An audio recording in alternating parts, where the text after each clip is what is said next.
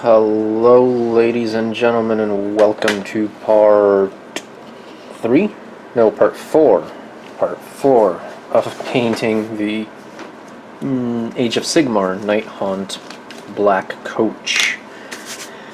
Today what we're going to do is, I think we're going to finish the sucker off. Just a quick note, I did kind of figure out my lighting situation. Or the glare situation, at least. So the fact that I have my lamps kind of jerry-rigged and set up improperly, from the lights coming in from not really above the figures, but it's coming towards the camera, basically, it's what's washing out all the color. What I'm trying to show you here now too is the blue is actually fairly close to what it looks like in reality. So I'm hoping once I'm settled in completely and permanently, I'm going to set up my old lighting setup, obviously, my regular lighting setup, and fix that. But anyways, so what we're going to do today is hopefully finish, not today, I mean over the next few days, I'm sure, knowing me, but hopefully finish up a lot of these details. So what I started here is working on the casket. Base coat I am using is graphite from scale 75. What we're going to do now is add a little bit of color in there. So what I want to use is same thing we used on, I think it's this one. Same thing we used on the wood, and I think it's Indian Shadow, if I'm not mistaken.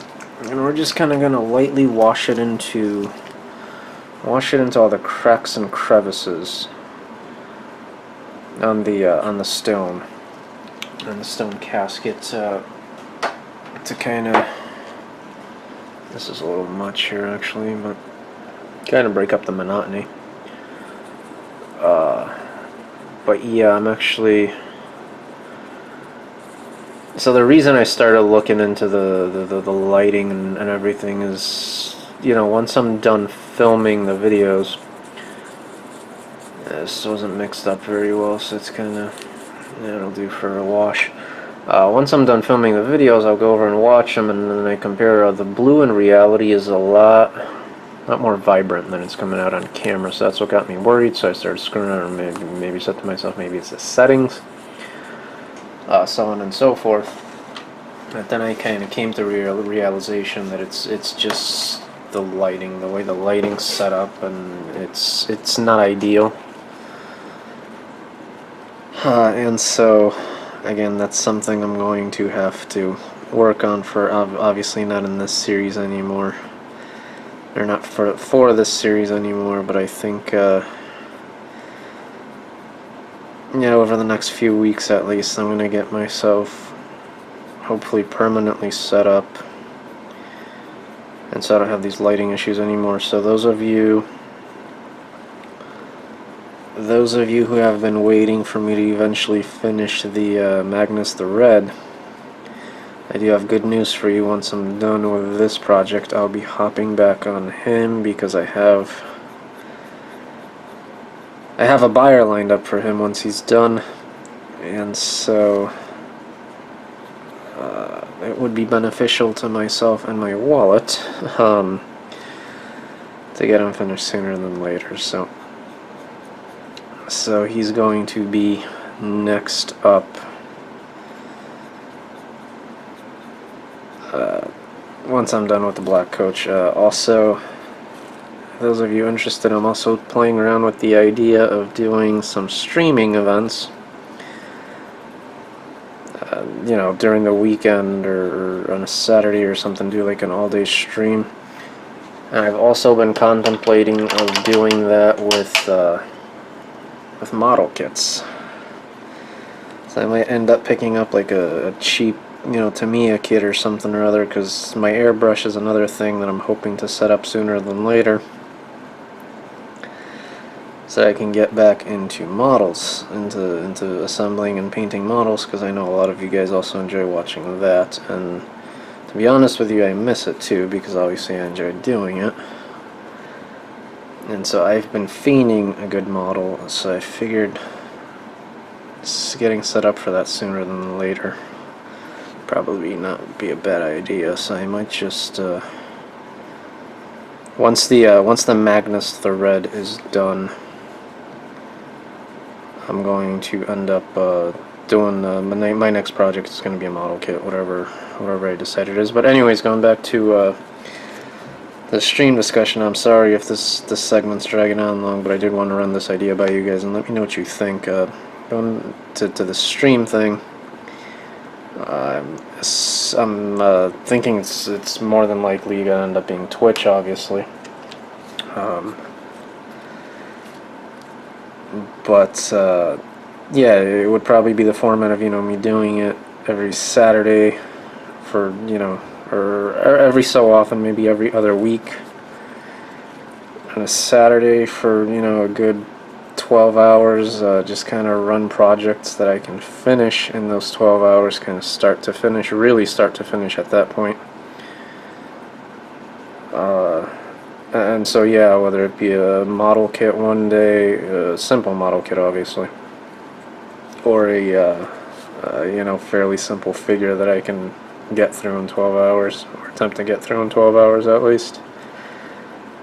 But the reason I'm thinking about doing that is just, granted, I'm shooting these videos, I'm sitting here talking not talking to myself, but talking to the camera. Once in a while it'd be nice to have somebody talk back, or it'd be nice to get live feedback, in other words. So I think that's what I'm going to end up doing sooner than later. I'll let you guys know throughout these videos, obviously, of what the plans end up being and what I decide to do. But I think I'm going to give it a try just for shits and giggles and see how it goes. Just basically start building a community with you guys. A lot of you I talk through on the comments and everything else, but just to kind of start building a community and just kind of have a place for you guys to ask questions too, and so on and so forth. Anyways, I'm going to let this casket dry, and then we'll come back for the next steps. Okay, everybody. And here we go. There we are. This is mostly dry now. Mostly, I do say this piano here is still dry. Nope, not this one. Which one is that? Was it that one? Yeah, this piano here is still drying a little bit. It'll be okay. Anyhow, so what we're going to do next is something that I have been preaching against in probably every single video and since I started painting miniatures. We're going to dry brush. Now, why am I against dry brushing? First of all, let me tell you guys what we're going to do. So we're going to take our base paint here and a crappy old brush, and we're going to start dry brushing quite heavily. So dry brushing, obviously dip your brush, wipe it off on a paper towel, and go to town. So now let me start explaining while I'm doing this now why I'm so against dry brushing usually. So dry brushing, number one, leaves a very chalky residue on whatever you're working on. And I don't like that. I don't like that at all. Now, is dry brushing okay for, tabletop models and so on and so forth? Of course. And also, if you like the look that achieves, then by all means, if you like the way it looks, then go ahead. I just always pretty much was taught that dry brushing is the devil and not to use dry brushing, but this is one of the few instances where I'm okay using it. Only because we're painting stone, and if it ends up looking chalky, that's okay because it's stone. So anyways, I'm going to go over this and the casket quite a bit like this, and I'll come back to you guys when it's done, and then we can start adding highlights. Okay, I'm actually quite happy with how this is coming out so far. Really liking the red hue within the stone. It's kind of making it look evil. In some ways, it should mesh nicely with the red wood. Anyhow, what we're gonna do next is I just dry brushed the base color. What we're going to do next is start highlighting, and we're going to highlight the same way I just dry brushed everything, probably 2 or 3 layers at the most. And what I'll do for the first one is half graphite and half Arctic blue. I'm scale 75, so... and... I really like this color, by the way, Arctic blue.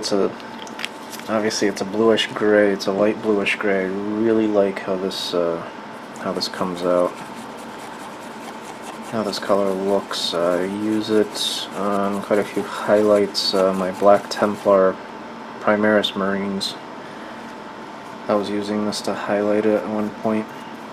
I was really liking the way it was coming out. So anyway, let me pop this open.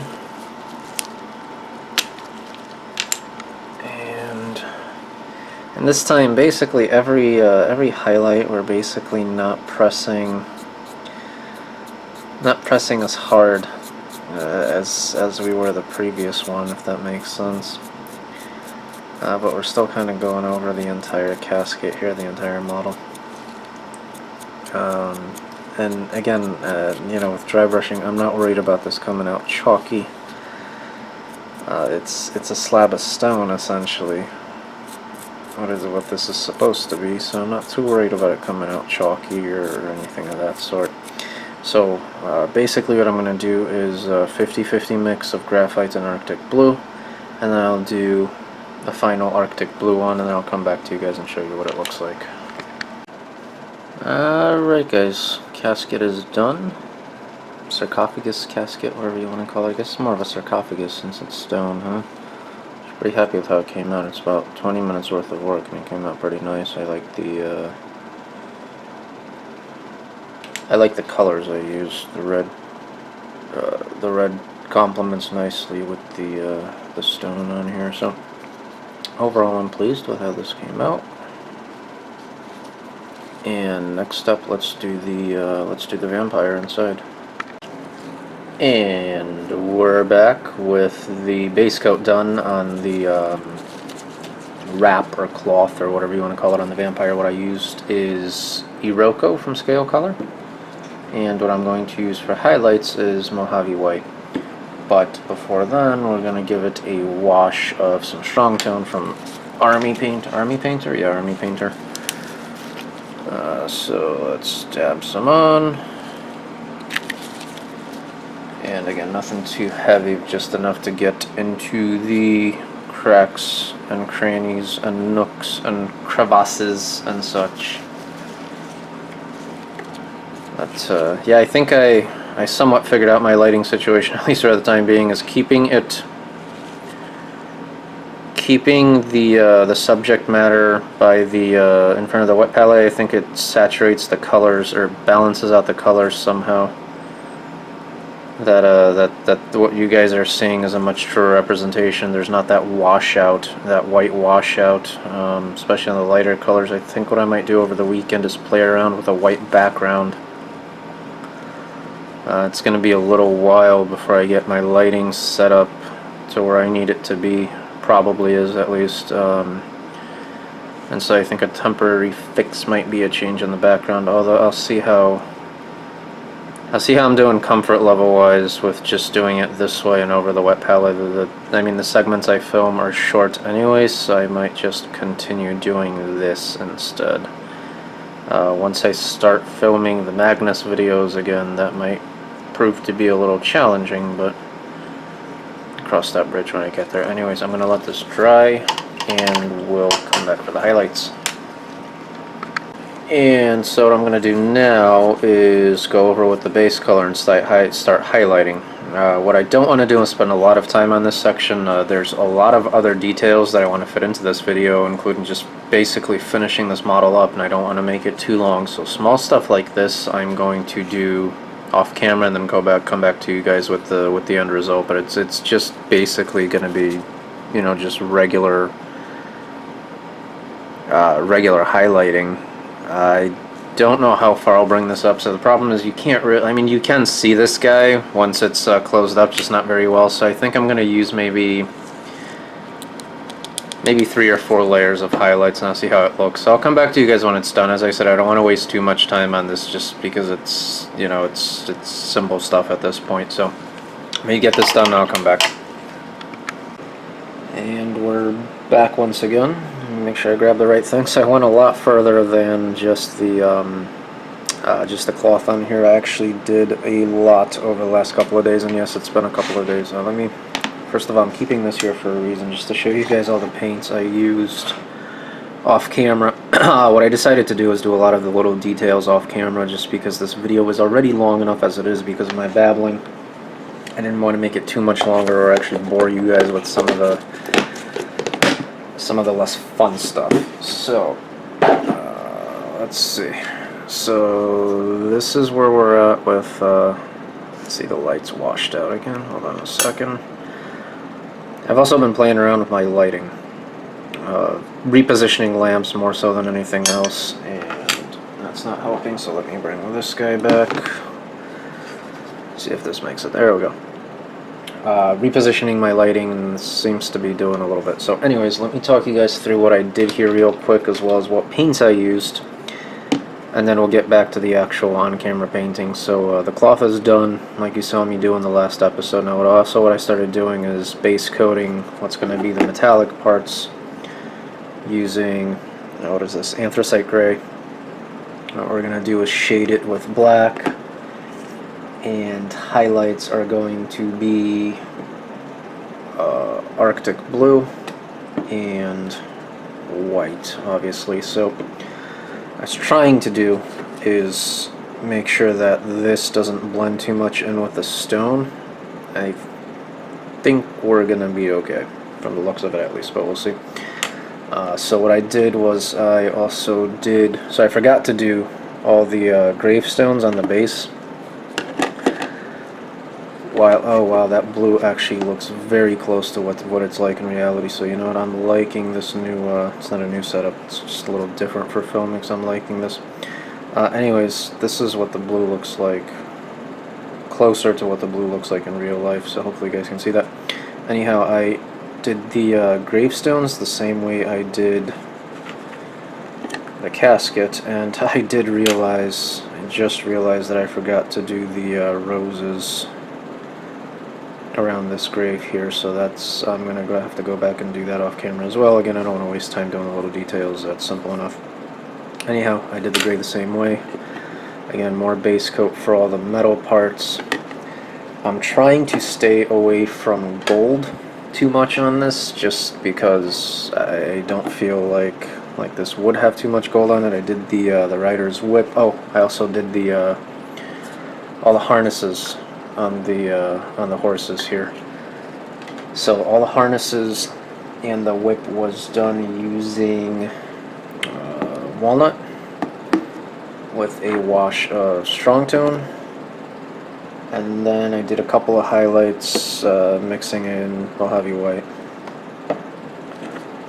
So that was that. Again, let me show you guys all the little portions here of what I did do. Again, just base coated all the gray on here. Yeah, this light situation is actually helping quite a bit, because this is so much closer to what it looks in reality. So I hope you guys can see that a lot better now. I'm actually really excited that this is helping as much as possible, that this is actually working as well as possible. I did leave some parts off because there are going to be some gold parts, so I'm trying to keep as little gold as possible, but the chalice, the sword hilt, the decorations on the book are going to be gold, as well as this guy's mask is going to be gold. And finally, the actual carriage portion. Now that this gray is going to be darkened down quite a bit, obviously, once we go, and I did do the lanterns. I did put some green in there. make them shine a little bit.